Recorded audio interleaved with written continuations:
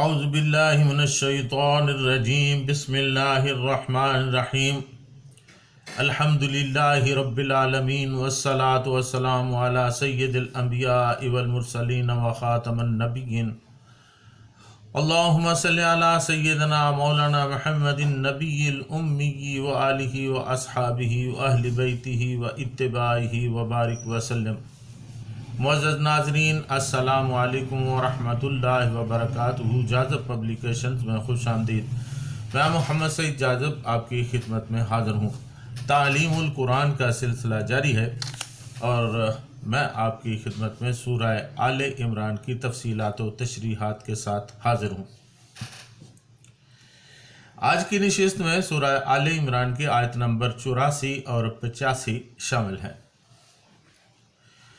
یہاں پر ارشاد باری تعالیٰ ہے، قُلْ آمَنَّا بِاللَّهِ وَمَا أُنزِلَ عَلَيْنَا وَمَا أُنزِلَ عَلَىٰ إِبْرَاهِيمَ وَإِسْمَاعِيلَ وَإِسْحَاقَ وَيَعْقُوبَ وَالْأَسْبَاطِ وَمَا أُوتِيَ مُوسَىٰ وَعِيسَىٰ وَالنَّبِيُّونَ مِن رَّبِّهِمْ لَا نُفَرِّقُ بَيْنَ أَحَدٍ مِّنْهُمْ وَنَحْنُ لَهُ مُسْلِمُونَ وَمَن يَبْتَغِ غَيْرَ الْإِسْلَامِ دِينًا فَلَن يُقْبَلَ مِنْهُ وَهُوَ فِي الْآخِرَةِ مِنَ الْخَاسِرِينَ۔ آپ صلی اللہ علیہ وسلم ان سے کہہ دیجئے کہ ہم اللہ پر اور اس چیز پر ایمان لاتے ہیں جو ہم پر اتاری گئی، اور اس پر بھی جو سیدنا ابراہیم علیہ السلام اور اسماعیل علیہ السلام اور اسحاق علیہ السلام اور یعقوب علیہ السلام اور ان کی اولاد پر نازل ہوئی، اور ان کتابوں پر بھی جو سیدنا موسیٰ اور عیسیٰ علیہ السلام اور دوسرے پیغمبروں کو ان کے رب کی طرف سے دی گئیں۔ ہم ان کے درمیان کچھ فرق نہیں کرتے اور ہم اسی کے تابع فرمان ہیں، اور جو شخص اسلام یعنی فرما برداری کے سوا کوئی اور دین چاہے تو اسے ہرگز قبول نہ کیا جائے گا اور وہ آخرت میں نقصان اٹھانے والوں میں سے ہوگا۔ ناظرین، انبیاء کے درمیان کوئی تفریق نہیں۔ جو آیہ کریمہ میں نے آپ کی خدمت میں تلاوت کی ہے، اس میں اللہ تعالیٰ نے اپنے حبیب مکرم صلی اللہ علیہ وسلم کی زبان پاک سے اس عظمت عظمیٰ کا پھر سے اعلان کروایا ہے کہ دین الہی اسلام ہی ہے۔ اس سے پہلے یہ ذکر سورہ بقرہ کی آیت نمبر 136 کے سلسلہ میں آ چکا ہے کہ جب کہ اللہ تعالیٰ نے فرمایا قُولُوا آمَنَّا بِاللَّهِ وَمَا أُنزِلَ إِلَيْنَا وَمَا أُنزِلَ إِلَىٰ إِبْرَاهِيمَ وَإِسْمَاعِيلَ وَإِسْحَاقَ وَيَعْقُوبَ وَالْأَسْبَاطِ وَمَا أُوتِيَ مُوسَىٰ وَعِيسَىٰ وَمَا أُوتِيَ النَّبِيُّونَ مِن رَّبِّهِمْ لَا نُفَرِّقُ بَيْنَ أَحَدٍ مِّنْهُمْ وَنَحْنُ لَهُ مُسْلِمُونَ۔ یعنی کہ آپ کہہ دیجئے کہ ہم ایمان لائے اللہ پر اور اس پر جو نازل کیا گیا اور گیا ہماری طرف، اور جو اتارا گیا ابراہیم اور اسماعیل اور اسحاق اور یعقوب علیہ السلام اور ان کی اولاد کی طرف، اور جو عطا کیا گیا موسیٰ اور عیسیٰ علیہ السلام کو، اور جو عنایت کیا گیا جو دوسرے نبیوں کو ان کے رب کی طرف سے، ہم فرق نہیں کرتے ان میں کسی پر ایمان لانے میں، اور ہم تو اللہ تعالیٰ کے فرما بردار ہیں۔ ناظرین، یہودیت اور عیسائیت دونوں بعد کی پیداوار ہیں۔ یہودیت اپنے اس نام اور اپنی مذہبی خصوصیات اور رسم و قواعد کے ساتھ 3-4 صدی قبل مسیح میں پیدا ہوئی، اور عیسائیت جن عقائد اور مخصوص مذہبی تصورات کے مجموعے کا نام ہے، وہ تو حضرت مسیح علیہ السلام کے بھی ایک مدت بعد وجود میں آئے۔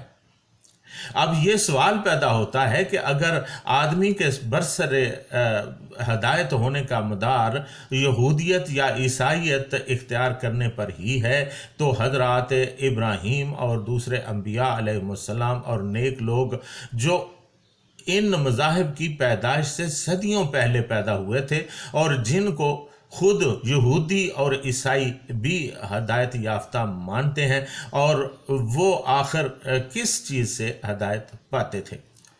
ظاہر ہے کہ وہ یہودیت اور عیسائیت نہیں تھی۔ لہٰذا یہ بات خود بخود واضح ہو گئی کہ انسان کے ہدایت یافتہ ہونے کا مدار ان مذہبی خصوصیات پر نہیں ہے جن کی وجہ سے یہودی اور عیسائی وغیرہ مختلف فرقے بنے ہیں، بلکہ دراصل اس کا مدار اس عالمگیر صراط مستقیم کے اختیار پر ہے جس سے ہر زمانے میں انسان ہدایت پاتے رہے ہیں۔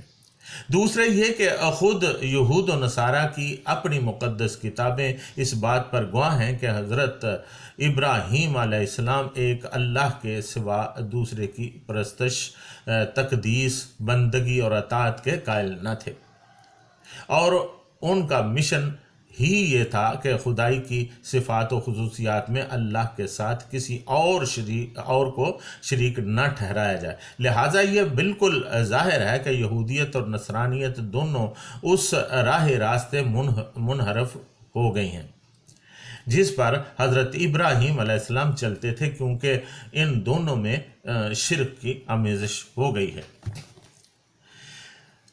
ناظرین، سب انبیاء اور رسل اپنے اپنے زمانہ میں اسی کی تبلیغ فرماتے رہے، اور نبی اکرم صلی اللہ علیہ وسلم نے فرمایا کہ میں بھی اسی دین کا داعی اور مبلغ بن کر آیا ہوں۔ اس لیے وہ تمام مقدس ہستیاں جن کو بارگاہ الہی سے نبوت کا شرف بخشا گیا اور ان پر جو کتابیں نازل ہوئیں، میں اور میرے ماننے والے ان سب کی صداقت کو تسلیم کرتے ہیں۔ ہمارا یہ شیوا نہیں کہ بعض کو مانے اور بعض کو نہ مانے، یہ ہے دین محمدی صلی اللہ علیہ وسلم کی وہ وسعت اور گہرائی جو ہر حق کو اپنے دامن میں سمیٹے ہوئے ہے۔ جہاں کسی قومی، وطنی اور نسلی عصبیت کی گنجائش نہیں، اس دین قیم کی روح تمام ان عناصر سے پاک ہے جو انسان کو انسان سے ملنے نہیں دیتے۔ یہ کسی خاندان یا نسل کے خدا کا دین نہیں، بلکہ رب العالمین کا دین ہے، اور اس کا داعی صرف بنی اسرائیل کی کوئی ہی بھیڑوں کو جمع کرنے کے لیے نہیں بھیجا گیا، بلکہ وہ رحمت للعالمین ہے جو سارے عالم انسانیت کی شیرازہ بندی کے لیے مطلع وجود پر جلوہ نما ہے۔ اسی لیے صرف یہی دین انسانی اتحاد کے لیے اساس محکم ثابت ہو سکتا ہے۔ ناظرین، یہاں پر لفظ اسبات بھی آیا ہے۔ اسبات کا مادہ سبتن ہے، اور اس کے اصلی معنی کسی چیز میں زیادتی اور کثرت کے ہیں۔ ابن فارس رحمۃ اللہ علیہ نے کہا ہے کہ اس کے بنیادی معنی کسی چیز کے دراز ہونے کے ہیں۔ السبت تو ایک درخت یا جھاڑی کو کہتے ہیں جس کی جڑ تو ایک ہوتی ہے لیکن شاخیں بہت پھیلی ہوئی ہوتی ہیں۔ یہیں سے اس کے معنی نسل اور خاندان کے ہو گئے، یعنی باپ بمنزلہ جڑ کے ہے اور اولاد بمنزلہ شاخوں کے۔ السبت پوتے اور نواسے کو کہتے ہیں۔ یہی لفظ یہود کے قبیلہ کے لیے بولا جاتا ہے۔ اسبات کا لفظ بنو اسحاق علیہ السلام یعنی حضرت اسحاق علیہ السلام کی اولاد کے لیے خاص تھا، اور قبائل کا لفظ بنو اسماعیل کے لیے۔ عربوں نے یہ تخصیص اس لیے رکھی تھی کہ محض ایک لفظ سے اولاد ابراہیم کی دونوں شاخوں میں امتیاز ہو جائے۔ ناظرین، پیغمبروں کے درمیان تفریق نہ کرنے کا مطلب یہ ہے کہ ہم ان کے درمیان اس لحاظ سے فرق نہیں کرتے کہ فلاں حق پر تھا اور فلاں حق پر نہ تھا، یا یہ کہ ہم فلاں کو مانتے ہیں اور فلاں کو نہیں مانتے۔ ظاہر ہے کہ خدا کی طرف سے جتنے پیغمبر بھی آئے، سب کے سب ایک ہی صداقت اور ایک ہی راہ راست کے طرف بلانے کے لیے آئے ہیں، لہٰذا جو شخص صحیح معنی میں حق پرست ہے اس کے لیے تمام پیغمبروں کو برحق تسلیم کیے بغیر گزارا نہیں ہے۔ جو لوگ کسی پیغمبر کو مانتے ہیں اور کسی کا انکار کرتے ہیں وہ حقیقت میں اس پیغمبر کے پیروکار نہیں ہیں جسے وہ مانتے ہیں، کیونکہ انہوں نے دراصل اس عالمگیر صراط مستقیم کو نہیں پایا جسے حضرت موسیٰ اور عیسیٰ علیہ السلام یا کسی دوسرے پیغمبر نے پیش کیا تھا، بلکہ وہ محض باپ دادا کی تقلید میں ایک پیغمبر کو مان رہے ہیں۔ ان کا اصل مذہب نسل پرستی کا تعصب اور آباء و اجداد کی اندھی تقلید ہے، نہ کہ کسی پیغمبر کی پیروی۔ وَمَن يَبْتَغِ غَيْرَ الْإِسْلَامِ دِينًا فَلَن يُقْبَلَ مِنْهُ وَهُوَ فِي الْآخِرَةِ مِنَ الْخَاسِرِينَ، اور جو شخص اس فرما برداری کے سوا کوئی اور دین چاہے تو اسے ہرگز قبول نہ کیا جائے گا اور آخرت میں نقصان اٹھانے والوں میں سے ہوگا۔ دراصل اسلام ہی انسانیت کا سچا دین ہے اور اسی میں سب کی نجات اور عزت ہے۔ اس سے روگردانی بہت بڑا ظلم ہے۔ اس کی رواداری سے نکل کر اگر انسان کوئی اور دین تلاش کرتا ہے تو یہ صرف تنگ نظری اور جذبہ استحصال کی وجہ سے ہے۔ یہ اس آدمی کی خود ساختہ عصبیت پر مبنی ہے، وہ اللہ کا دین نہیں ہو سکتا۔ اس طرح کا تنگ نظر دین جو دوسروں سے نفرت سکھائے کسی طرح بھی قابل قبول نہیں ہے۔ ان الدین عند اللہ الاسلام، اللہ تعالیٰ کے نزدیک صرف اسلام ہی ہے۔